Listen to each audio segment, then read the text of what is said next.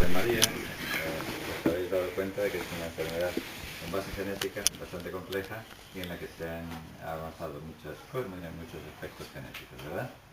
Entonces ahora llega el problema de que la persona tiene la enfermedad, tiene el gen que no le deja que sus fotorreceptores funcionen bien y la persona se va quedando sin visión y termina con una visión completamente inoperativa, una visión con la que no puede hacer prácticamente nada. Y bueno, nosotros en el hospital, cuando encontramos esa situación, la primera pregunta que nos hacen es ¿qué podemos hacer? Cuando una persona no ve prácticamente nada, la solución es muy difícil y yo lo que os voy a presentar aquí es una serie de posibilidades en las cuales se está trabajando, en las cuales en algunos casos están haciendo ya cosas con pacientes y que en todas ellas están haciendo ensayos clínicos, ¿verdad? Todavía no tenemos la respuesta resuelta y todavía no tenemos la solución y me estoy refiriendo a las personas que están ciegas prácticamente completamente, digamos, ¿verdad? Cuando no están completamente ciegas hay otras soluciones, pero el problema aparece cuando ya la persona que no tiene capacidad de autonomía por la pérdida de visión. Bueno, entonces, este va a ser el guión de la charla. Voy a hablar más que enseñar y vamos a ver unas cuantas cosas. La primera es, os voy a decir en dos palabras lo que es la vía visual para que entendáis lo que vamos a hablar después. Cuando la luz llega a nuestros ojos, impacta la retina. En la retina hay unas neuronas que son capaces de traducir la luz en impulsos nerviosos. Esos impulsos nerviosos están basados en corrientes eléctricas, es electricidad. Y esos impulsos nerviosos llegan al cerebro, pero al cerebro el primer sitio que llegan es a un núcleo que está en el centro del cerebro que se llama cuerpo geniculado y desde ahí se van hacia atrás, hacia la corteza visual y a partir de ahí es donde nosotros empezamos a percibir lo que vemos. Os cuento esto porque los problemas de percepción visual, los problemas de visión pueden aparecer en muchos sitios. En donde más frecuentemente aparecen es en el globo ocular y en la retina. Pero también aparecen en el cerebro. Hay personas que tienen traumatismos o contusiones cerebrales, que tienen problemas cerebrales que hacen que pierdan la visión, ¿vale? Normalmente todos los tratamientos se focalizan en el globo ocular y en el ojo, es donde casi siempre apuntamos, pero no perdáis la perspectiva de que hay otros problemas alejados del ojo. Bueno, el estudio de cómo el sistema nervioso funciona es importante para que después se puedan aplicar las cosas. Las ocurrencias para corregir el problema vienen de lo que observamos en el laboratorio. Este es el laboratorio que yo tengo aquí en la universidad. Esto que estáis oyendo, estos chispazos, estos son neuronas que están teniendo actividad eléctrica, que es la que podemos medir con todo este equipamiento, y haciendo esto nosotros podemos saber cómo funcionan las neuronas, que en definitiva estamos viendo lo que eléctricamente hacen, y con esto concluimos cómo funciona nuestro sistema visual para después poder hacer cosas que puedan resolver los problemas de la ceguera. Bueno, vamos a seguir. Esto que vais a ver aquí, bueno, no lo vais a ver, pero esto que veis, esto es una neurona de la corteza cerebral que está funcionando cuando, estos son descargas eléctricas, y está funcionando cuando se da un estímulo visual que es, no lo veréis ahí, pero que es una especie de flash, ¿veis? Cuando esa luz aparece en la pantalla, vosotros no lo veréis mucho, cuando aparece la neurona funciona, ¿verdad? Bueno, pues en base a estos hallazgos, nosotros podemos deducir qué es lo que queremos hacer y lo que podemos hacer para hacer que vuelva a recuperarse esta funcionalidad. Bueno, entonces, vamos a ver uno de los primeros posibles tratamientos que hay para las personas prácticamente ciegas completas. El primero de ellos es el de las prótesis visuales. Las prótesis visuales son artilugios electrónicos que se acoplan en diferentes puntos de la vía visual y que permiten que nuestro sistema visual pueda recibir alguna información luminosa. En los lugares donde se pueden emplazar estos sistemas son en la retina, en el nervio óptico y en la corteza visual. Hay varias prótesis en este momento en las cuales están trabajando, pero solo una de ellas, que se llama Argus 2, es la que tiene autorización para ser utilizada en humanos. Esta Argus 2 se desarrolló en un instituto de California que se llama Doheny Eye Institute, lo comercializa una empresa que se llama Second Sight Medical Products y tuvo varios modelos. El modelo en el que se está utilizando ahora es el modelo que se llama Argus 2. Este sistema no es más que una plaquita de electrodos que se coloca pegada a la retina. Los que podéis ver esto es un ojo, es el fondo de ojo, y aquí estos son los electrodos de una de esas placas. Tiene una matriz de electrodos que se contactan con la retina y esos electrodos producen descargas eléctricas. Esas descargas eléctricas activan la retina y a partir de ahí ya todo sigue funcionando por su propia cuenta, porque se supone que es para personas que tienen problemas retinianos como la retinosis pigmentaria, por ejemplo. Este es un modelo más avanzado que tiene 60 electrodos en vez de 30. Al tener 60 electrodos tiene más capacidad de resolución espacial, es decir, lo que se percibe tiene más información que si se utilizan solo 16 electrodos. Bueno, esto, como está metido dentro del ojo, necesita algo que desde fuera le diga en dónde hay que producir estímulos. Y ese algo es un sistema que son unas gafas con una cámara, y esa cámara transforma la imagen que capta la cámara en señales eléctricas que llegan a esta matriz de electrodos que está en la retina. Bueno, esto es otro tipo de prótesis que se llama Alpha IMS, que se hace en Alemania, en Tübingen. Este todavía no está autorizado, está en fase experimental y se basa básicamente en lo mismo, pero lo que ocurre es que tiene un sistema de estimulación eléctrica un poco diferente al que vimos anteriormente. Requiere que la persona lleve colgado un aparato que da la energía eléctrica para el sistema y que genera la señal que va a producir el estímulo. Se diferencia del anterior en que la plaquita que se coloca sobre la retina es igual que el de una cámara fotográfica, con lo cual cuando a él llega la luz, transduce y estimula la retina. Este es otro modelo que está producido por Harvard y un sitio que se llama MIT en Boston, y que es similar, pero utiliza rayos infrarrojos, es decir, hay un sistema que captura la imagen y después ilumina la retina, ilumina el sistema que está pegado a la retina con luz infrarroja. La luz infrarroja tiene una ventaja y es que entra en el ojo hasta muy adentro, sin problema ninguno. Bueno, aquí esto es un dibujo en el cual se ve el sistema que está pegado a la retina y sobre él se proyecta con luz infrarroja la imagen que percibe una cámara externa. Hay otra prótesis que se llama Artificial Silicon Retina, que es un trocito de silicona que tiene unos electrodos. Esto es un fondo de ojo de un animal, todavía no está probado en personas. Es un trocito de silicona que tiene unos fotodiodos que reciben la luz y transducen esa luz, produce una descarga eléctrica que la retina recibe y ya después transmite por su cuenta. Otra prótesis que se llama Optoelectronic Retinal Prosthesis. Este es un sistema también producido en Stanford, Universidad de Stanford, y que se basa prácticamente en lo mismo que vimos hasta ahora, ¿verdad? Es un sistema que se adhiere a la retina, se pega contra la retina y produce señales eléctricas. Otro sistema que se llama Bionic Vision Australia es un proyecto que empezó este año, que espera tener un microchip en el año 2014, y para el cual ya se han dado 42 millones de euros para empezar con este proyecto singular de producir un chip que pueda transducir la luz y estimular la retina y que se pueda colocar dentro del ojo. Va a tener 1024 electrodos, que ya es un número mucho más grande. Bueno, básicamente es lo mismo, es una laminita que se coloca sobre la retina y que después mediante una cámara fotográfica se transduce la señal y se transfiere a esa plaquita que se pone en la retina.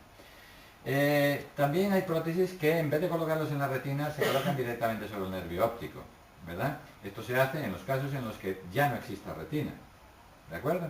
Cuando no hay retina se va al nervio óptico. O que la retina no es susceptible de recibir estas prótesis. Y vamos a ver, estas prótesis retinianas se están utilizando y están haciendo ensayos clínicos con ellas, ¿verdad?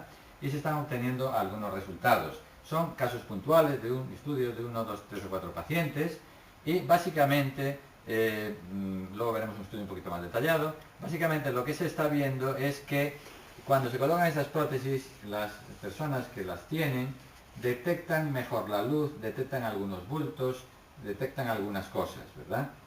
Realmente no llegan a tener una visión como una persona normal, evidentemente, pero ese pequeño cambio en una persona que no percibe absolutamente nada, yo entiendo que es muy importante.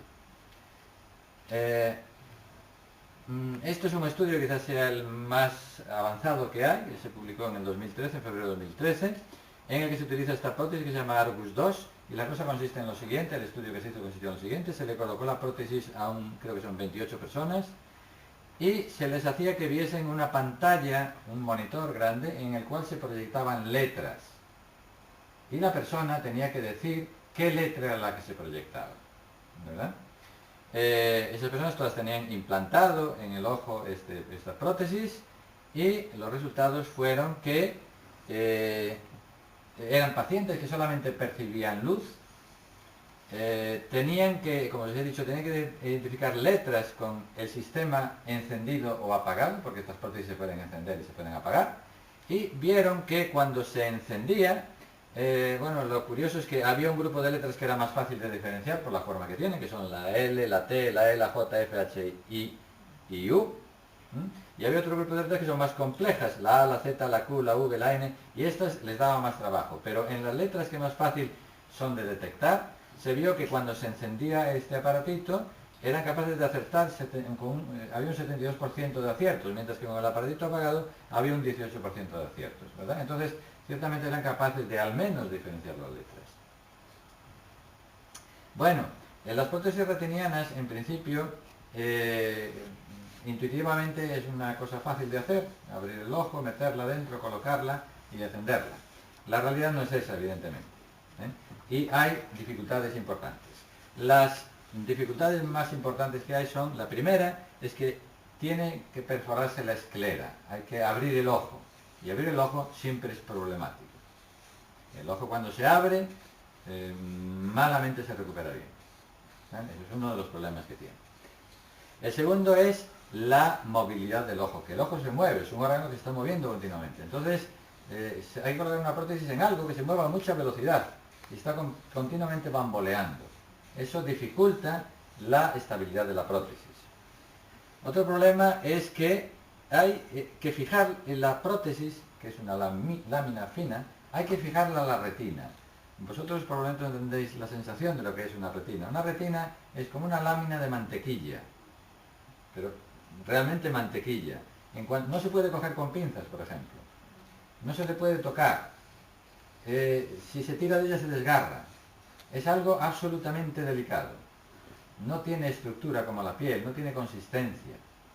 Y eso es un problema, porque uno no puede dar un punto contra la retina, porque no se ata el punto, la rompe y se acabó. Entonces, sujetar esta prótesis contra la retina es difícil. Hay otro problema, que es la interacción entre el electrodo y la retina. Esa interacción entre el electrodo y la retina es complicada, porque nuestros tejidos, en cuanto tienen algo que le está tocando continuamente, se producen lo que se llama una fibrosis. Y esa fibrosis tiene mucha resistencia eléctrica, de tal forma que el electrodo, cuando en principio estaba contactando directamente con una célula, cuando pasa el tiempo, entre la célula y el electrodo se produce esa fibrosis, el electrodo se separa de la célula y ya no es capaz de estimularla bien. Otro problema es la alimentación eléctrica. Es decir, uno, cuando tiene algo dentro que funciona eléctricamente, necesita darle corriente eléctrica. Uno no puede meter una pila dentro del ojo. Hay que alimentarlo desde fuera. Eso significa que hay que sacar un cablecito del ojo y conectarlo a algo externo. Eso complica la adaptación de la prótesis. La intensidad del estímulo eléctrico es importante, porque tiene que tener unas intensidades altas que consumen mucha energía. Y además tenemos otro problema, que es la reacción del ojo al implante. Cuando dentro de un ojo se coloca algo, lo normal es que el ojo reaccione, y reacciona de formas muy diferentes. Por ejemplo, una de las cosas que puede ocurrir es que se produzca una infección. Otra de las cosas que se produce es lo que se llama una vitreoretinopatía proliferante. El vítreo del ojo empieza a reaccionar, empieza a fibrosarse, y puede producirse desprendimiento de retina, y puede producirse lo que nosotros llamamos tisis, que el ojo pierde su consistencia y empieza a reducir su volumen, su tamaño, y termina siendo un ojo reducido de volumen. Estas son las consecuencias que puede tener este tipo de intervención. Bueno, sí, pero es que también se empezó así con otras cosas, con las prótesis de cadera, también se empezó así con muchas cosas, y al final pues puede surgir un tipo de material que no produce esas reacciones, ¿verdad? O sea, si hubiese soluciones para todo, ya estaría haciéndose, pero todas las cosas empezaron así, todas. No hubo nada que apareciese sin problemas, ¿verdad? El truco está en intentar ir resolviendo las dificultades y los problemas, ¿verdad? Bueno, también hay prótesis corticales, es decir, que se colocan en el córtex cerebral, que es el que recibe la información de la retina. Esas prótesis se colocan en personas en las que todo el sistema visual, hasta la corteza visual, está deteriorado, está alterado. Estas prótesis, bueno, hay varias, una se llama Dobel Eye, que se hizo en el Instituto de Tecnología de Illinois, y es parecido a lo que se pone en la retina, pero en vez de poner en la retina se pone en el córtex, directamente en la corteza visual. Y después pues recibe información, como todo lo demás, mediante una cámara y una serie de conexiones que hacen que esos electrodos estimulen la corteza visual, que es donde nosotros realmente percibimos la visión. Bueno, esto es un ejemplo de estos electrodos. Esto es una radiografía de un paciente que tuvimos aquí, que no era para esto, pero una cosa parecida, era una persona que tenía epilepsia occipital, hubo que operarla, y esto es el córtex occipital. Esto es la cabeza vista por detrás, es la superficie cerebral vista por detrás en una persona, en la que se están colocando implantes de electrodos en la corteza visual, que son los que se podrían utilizar también para este tipo de señales visuales. Nosotros, esta persona, que se hizo aquí, no se hace mucho, pero esta es una de ellas, cuando tenían los electrodos, se estimulan los electrodos eléctricamente y se le pregunta a la persona qué es lo que nota, para que nosotros sepamos después qué tipo de estímulo es el adecuado para que perciba de la mejor forma posible los estímulos visuales. Bueno, os voy a enseñar aquí un vídeo, yo voy a describirlo para los que no podéis verlo. Esto es un implante de una prótesis. Now this electronics button. From this button leads an electro cable leading to the array. Voy a apagarlo porque lo voy a escribir yo. Vamos a ver, esto es un ojo, aquí hay un ojo, se está perforando la esclera por ahí, se va a meter, bueno, pero ya entró el implante dentro, a ver si se puede ver algo más. Esto es el iris, como veis, aquí está el implante, este es el implante que se mete por allí, esto es la parte que se queda afuera, esto es la pupila, como veis la pupila está dilatada.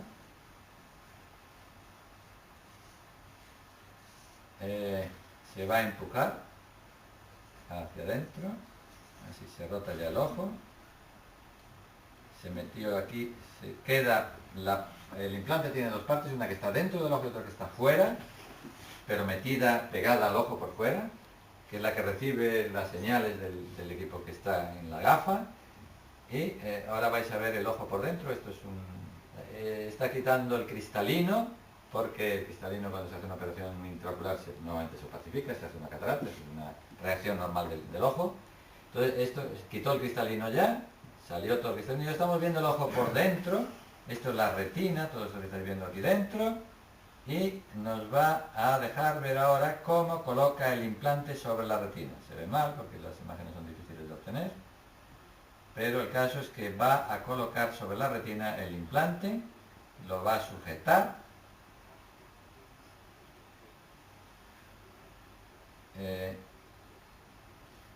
Vamos a ver.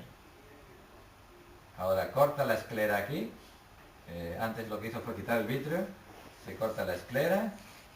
Aquí. Esto es la córnea, el iris y la pupila dilatada. Esto es un bisturí de diamante con el cual se está cortando la esclera. Y ahora tendrá que... Estos son los electrodos todos, con su conexión a la parte externa. Lo va a coger, lo va a meter dentro del ojo, aquí, ahí va para adentro, se va a colar por esta ranura,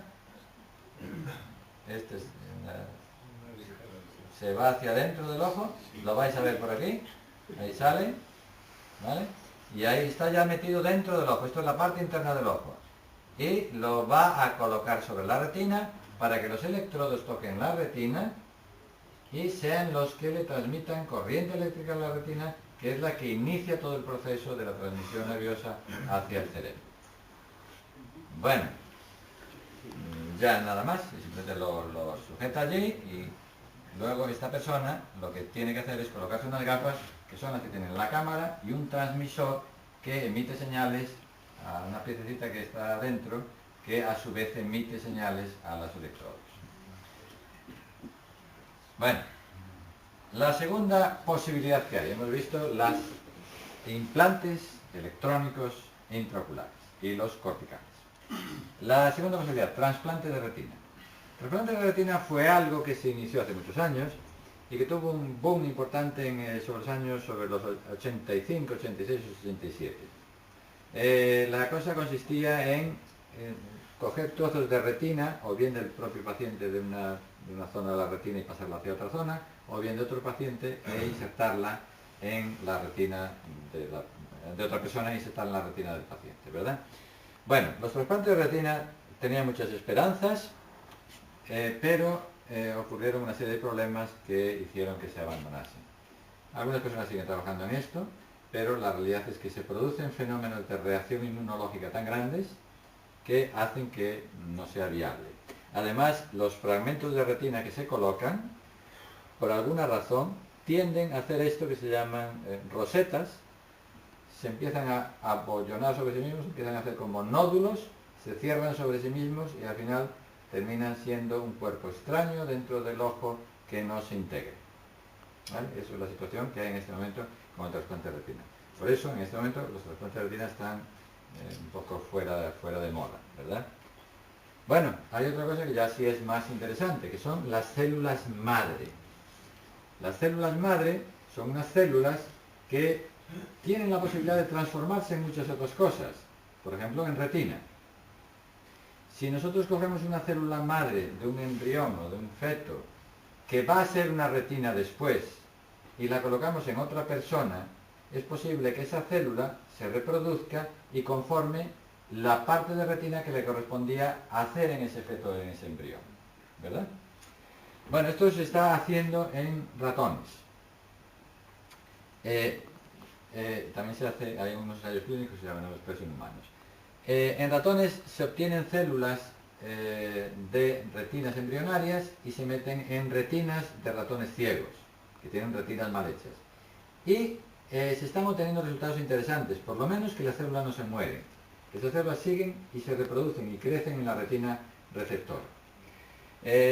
Bueno, básicamente en humanos lo que se hace es coger células madre, se cultivan y después se inyectan dentro del ojo en la retina, subretinalmente.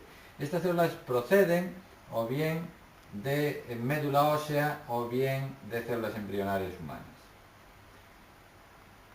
Hay dos personas con las que yo estuve trabajando, uno se llama Robert McLaren, que está en Oxford, y otras dos personas, uno se llama Robin Alley y otro Jim Bainbridge, en Londres, que están trabajando intensamente en esto de las células madre, ¿verdad?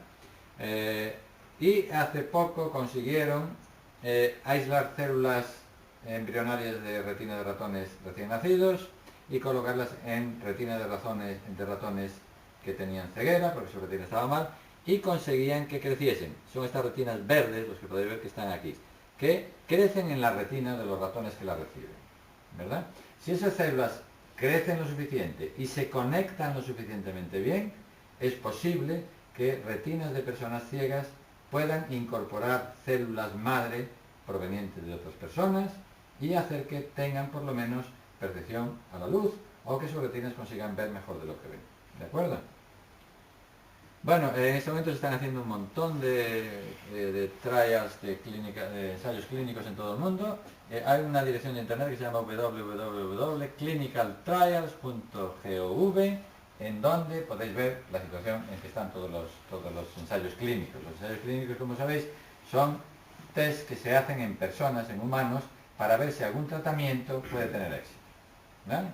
Bueno, pues hay muchos países en el mundo donde se están haciendo. Donde más es en Norteamérica, en Estados Unidos, que hay 23 trials andando en este momento.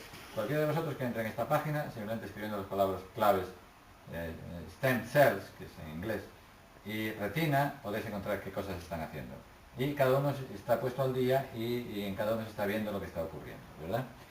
En este momento hay todavía pocos resultados, algunos ya terminaron, pero los resultados a los que llegaron no fueron satisfactorios, pero se siguen trabajando en este tema, que yo personalmente creo que es uno de los caminos que se puede seguir. Bueno, y ya la última posibilidad que os voy a plantear yo aquí, que es el de la terapia génica, y que es en la que personalmente yo más creo, ¿vale? Y que la que personalmente yo creo que tiene más posibilidades de conseguir algo. ¿Y por qué creo eso?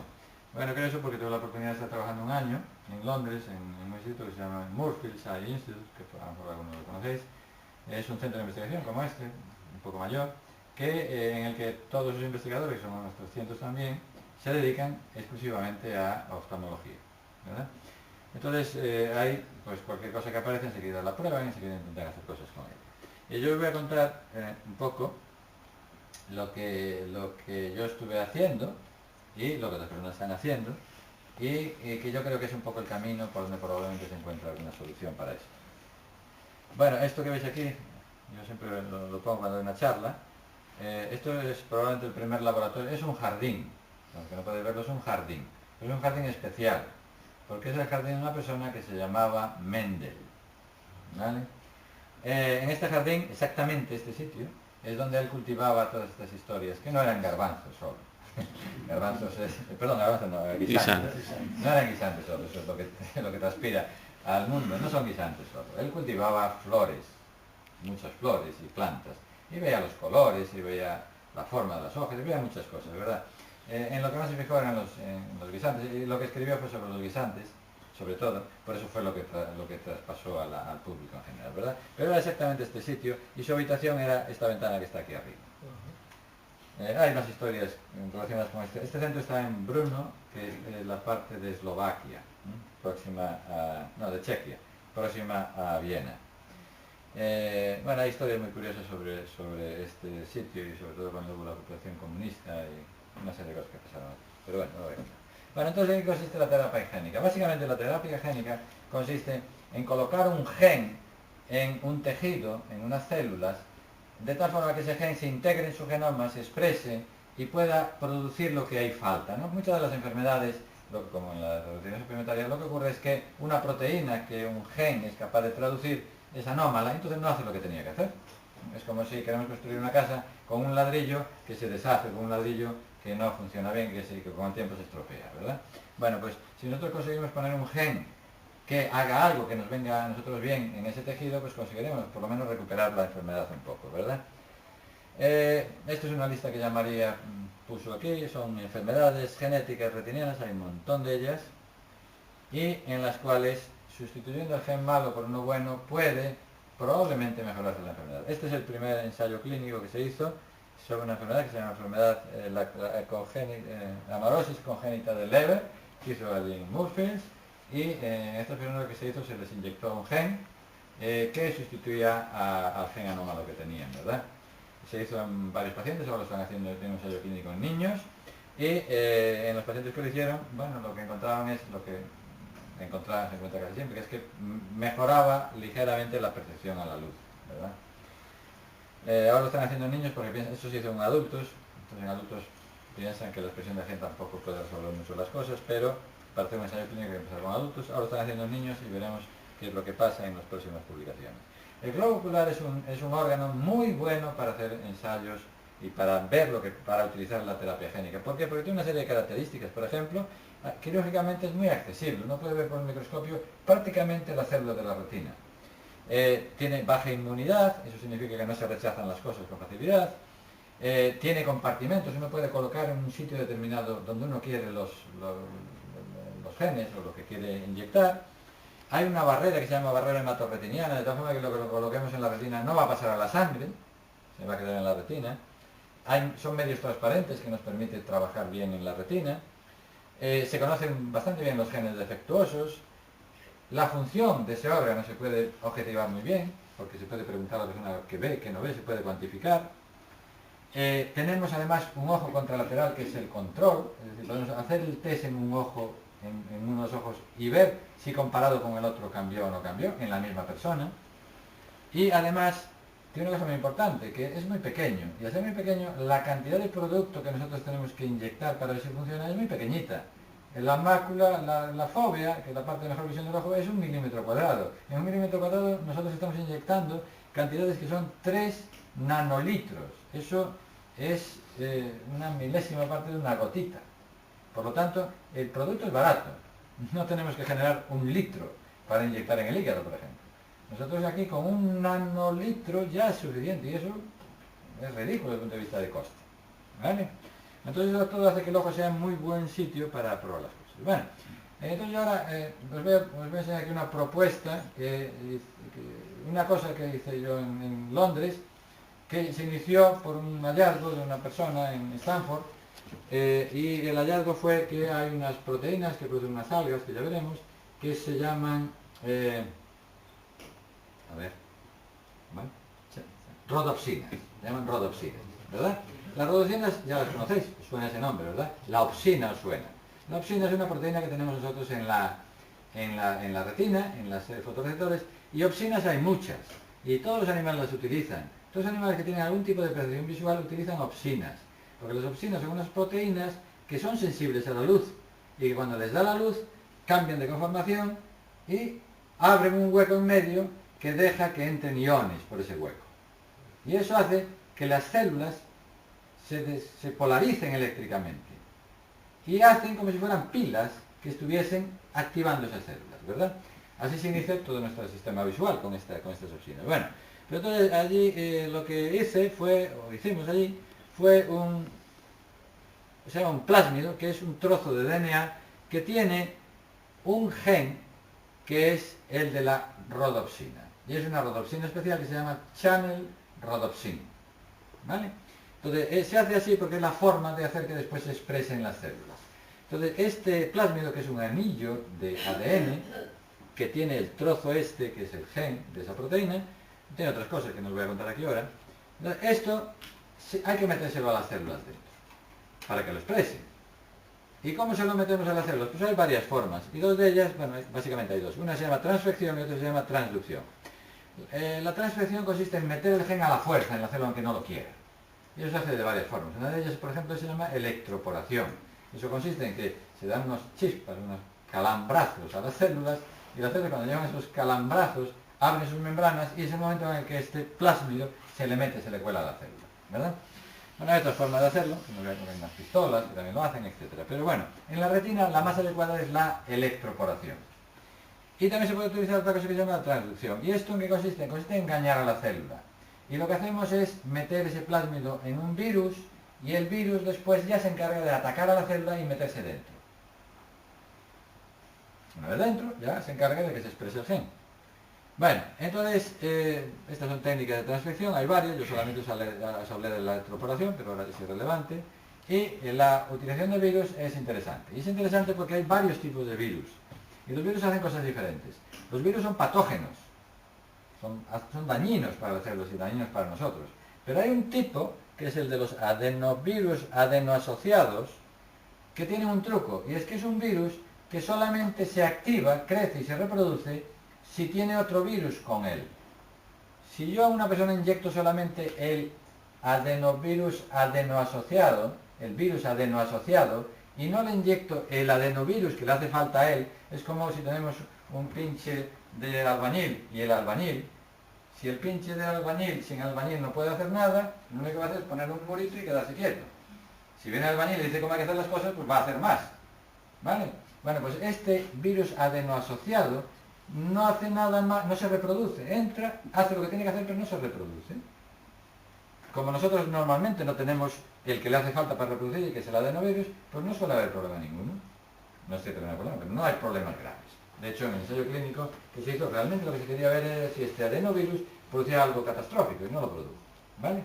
Bueno, entonces nosotros lo que hacemos es construir un adenovirus adenoasociado con el plásmido ese que os enseñé. Entonces se coge el anillo de ADN, se engancha con otro ADN y terminamos construyendo un virus adenoasociado que no es dañino para el cuerpo humano. Entonces, lo que nos encontramos es que hay varios tipos de virus adenoasociados, y hay uno de ellos, que es el tipo 2, que es bueno para la retina. Por alguna razón, ese virus se engancha muy bien a las células de la retina, ¿vale? Bueno, pues entonces construimos el virus. Esto es el gen de la channel rhodopsina, que es esa proteína que es sensible a la luz.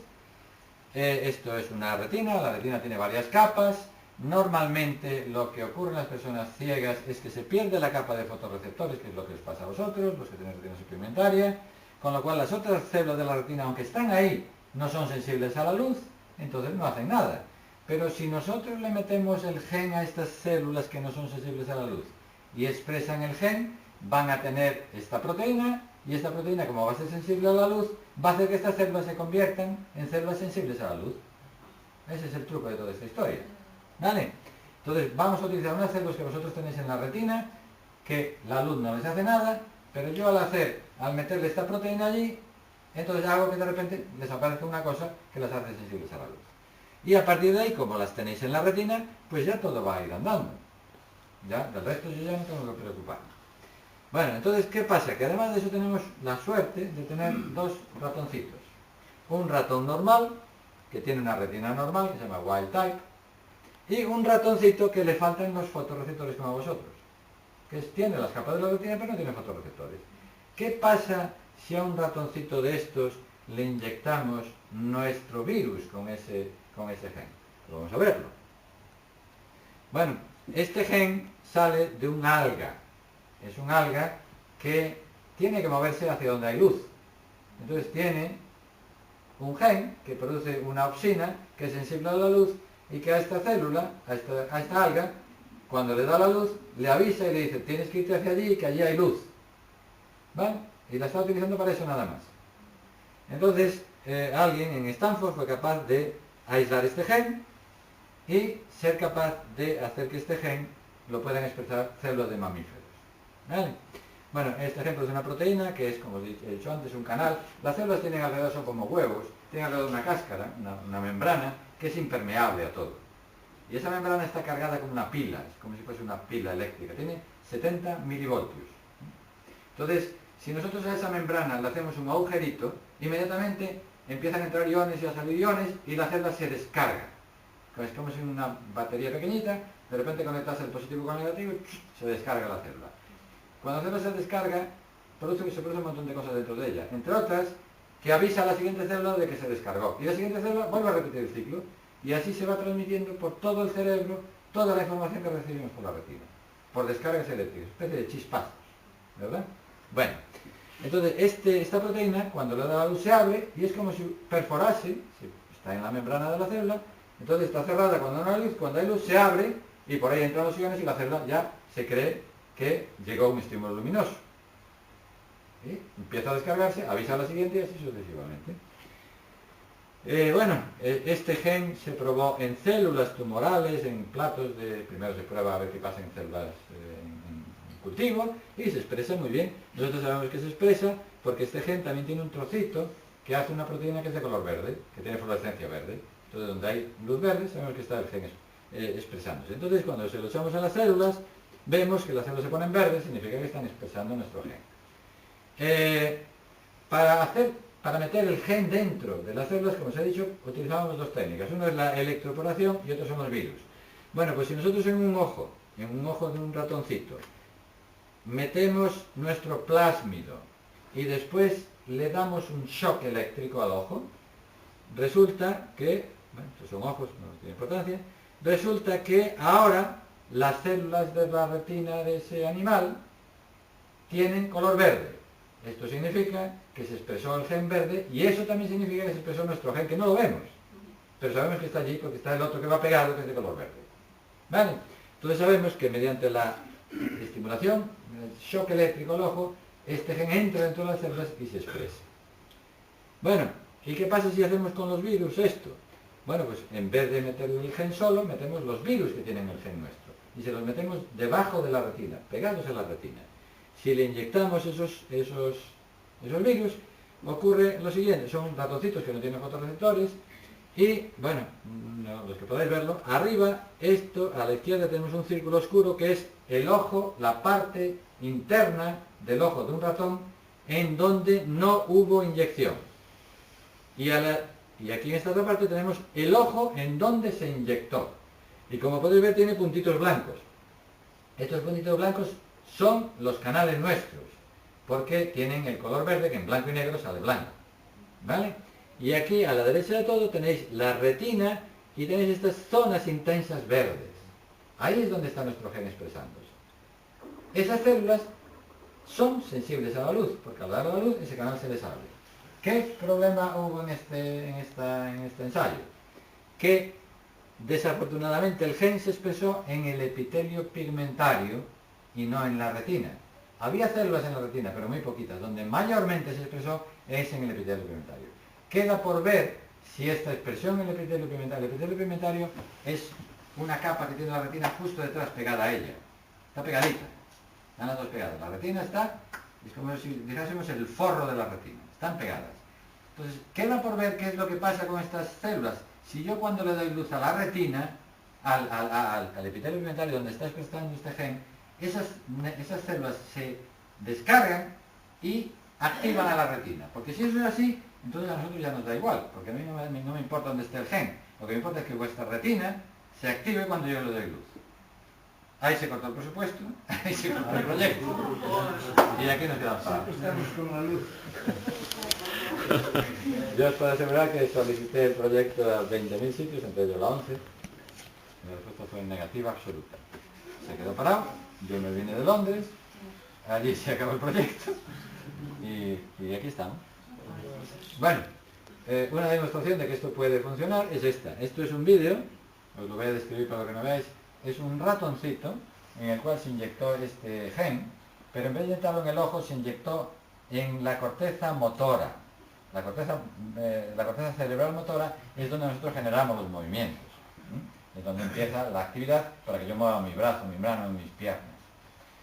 Y es un ratoncito en el cual se le colocó una fibra óptica que da luz y ilumina las neuronas que tienen este gen expresándose en la corteza motora. Bueno, vais a ver el ratón... Perdón, a ver si está aquí.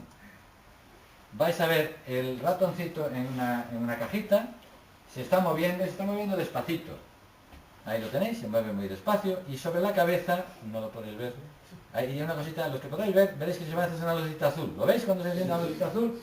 El ratón se mueve mucho más rápido y empieza a hacer cosas raras. Eso es porque la luz está activando nuestra proteína, que fue producida por nuestro gen, y al activar nuestra proteína, esas motoneuronas, las neuronas que están aquí, se activan y hacen que el animal se mueva más. ¿De acuerdo? Es una demostración práctica de que efectivamente esto se puede hacer. Si este gen, en vez de ponerlo ahí, se pone en la retina, como hicimos nosotros, es posible que al darle luz se activase la retina. ¿De acuerdo? Bueno, las personas con las que estuve trabajando se llama Robin Ali, que es una persona que llevaba el departamento de genética de Londres, se llama University College, que es lo mismo que el Instituto de Oftalmología. Este es una persona que se llama Sander, que es realmente el cerebro detrás de toda esta historia. Desde el punto de vista de biología molecular, pues le ocurren cosas muy curiosas. Realmente yo ahí es donde conocí qué era lo que significaba ingeniería genética. Esta es una persona que, aparte de su drama personal por haber vivido la guerra de Serbia y de Bosnia, no os podéis imaginar lo que fue aquello. Yo tuve la oportunidad de que me contase, era una niña cuando empezó la guerra, y las peripecias que tuvo que pasar por tener un padre bosnio y una madre croata fueron horrorosas, desafortunadamente. Terminó en Australia y luego se vino para Londres, y esta chica fue pues la que a mí me enseñó todo lo práctico. Yo cuando llegué allí no de biología molecular no sabía nada, de otras cosas, pero de biología molecular nada, y fue la que tuvo toda la paciencia del mundo para enseñarme desde cómo coger una pipeta hasta hacer un plásmido como el que hice, que veis ahí. Este es el grupo donde estaba trabajando, y estas son las personas que aquí me ayudaron a hacer estas cosas aquí en Santiago. Pues yo continué haciendo esto aquí con presupuesto propio y fuimos capaces de expresar no este gen, uno parecido, expresarlo en retina íntegra de ratones en cultivo, que eso todavía no se había hecho. Y también hicimos algunas otras cosas en retina de humanos, porque, bueno, yo como puedo tener acceso a retina de humanos, como le contaba ayer a Andrés, cuando se vistiera un ojo por cualquier circunstancia, entonces la retina es aprovechable. En vez de tirarla, pues la podemos aprovechar. Eso nos resulta utilísimo porque es un tejido que es humano, y entonces podemos tener realmente la respuesta en humanos, antes de hacerlo en una persona, antes de hacerlo en el ojo in situ, ¿no? Entonces es muy útil poder coger una retina humana, ponerla en un plato de cultivo y ver lo que pasa allí con lo que después podríamos utilizar en el ojo in situ. ¿Vale? Eso es una oportunidad que yo afortunadamente la tengo, porque soy la persona que desafortunadamente hace las enucleaciones y las evisceraciones en el hospital. Y entonces tener acceso a esos tejidos a mí me viene muy bien, pero tener acceso a otras partes del ojo, a la úrea, a la córnea, a las otras zonas que son interesantes, ¿verdad? Bueno, de estas personas fundamentalmente esta chica está en este momento está en Londres, trabajando en otro instituto también de ortomolecular. Esta chica se va a ir a Japón.